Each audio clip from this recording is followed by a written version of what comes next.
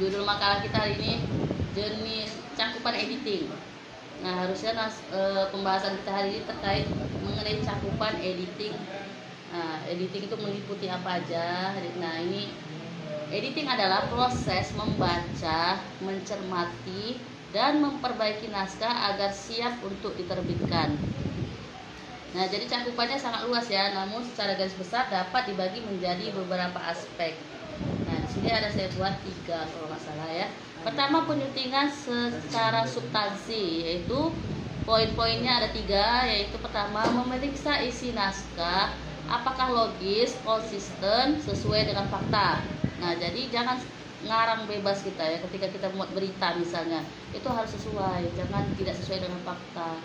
Lalu yang kedua, mengevaluasi struktur argumen, alur cerita, dan mengembangkan karakter atau fiksi. Kalau biasanya kalau kita buat dongeng, buat cerita itu harus sesuai alur ceritanya, dan ketika di atas itu sudah mau jalan pulang tiba-tiba kok balik pergi lagi, ya kan? Jadi muter-muter. Nah, jadi harus piramidanya itu harus jelas. Semakin ke ujung semakin cerita akhirnya nampak dan nggak jelas.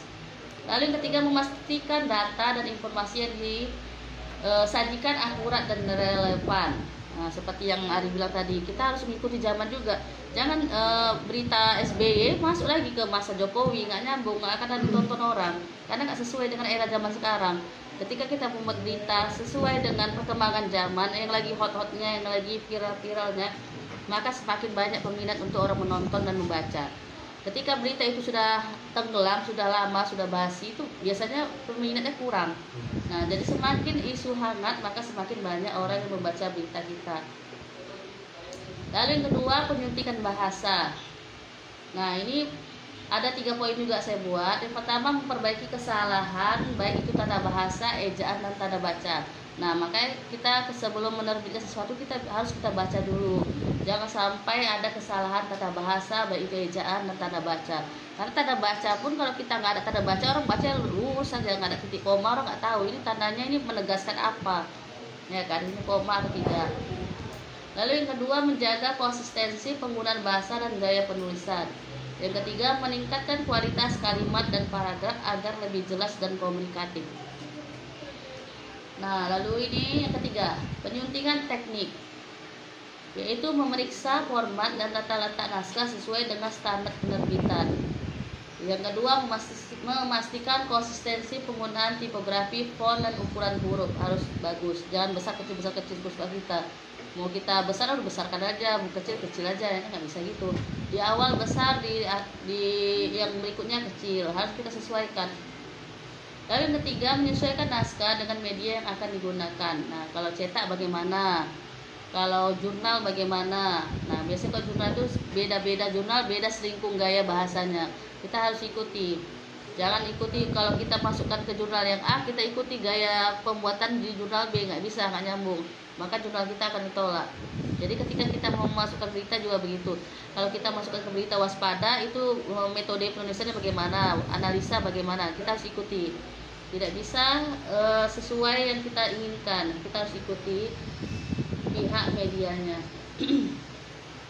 Lalu aspek lain yang juga masuk ke dalam aspek editing, yaitu, nah ini ada 3 juga saya buat. Pertama, penyuntingan faktual, yaitu memastikan kebenaran informasi terutama dalam naskah non-fiksi. Lalu yang kedua, penyuntingan gaya, menyesuaikan gaya penulisan dengan target pembaca dan tujuan naskah.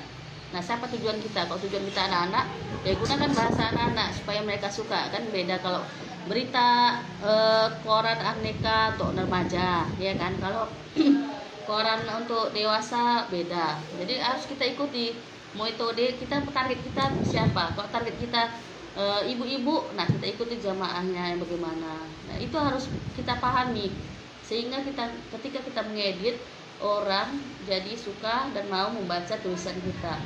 Lalu ini penyuntingan konteks, yaitu memahami konteks budaya dan sosial yang relevan dan naskah.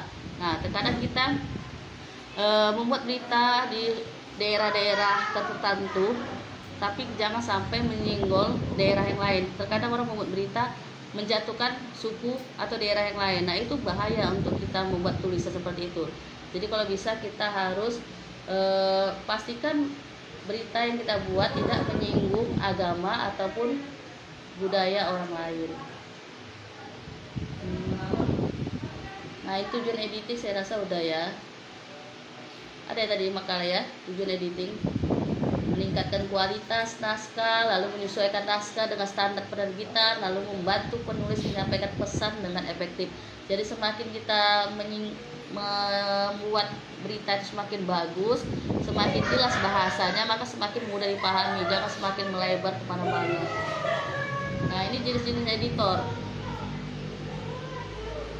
Editing itu biasanya ada editornya. Nah, ini jenis editornya yaitu editor copy, yaitu fokus pada perbaikan tingkat kalimat dan paragraf. Lalu yang kedua, editor substansi, mengkaji isi naskah secara keseluruhan.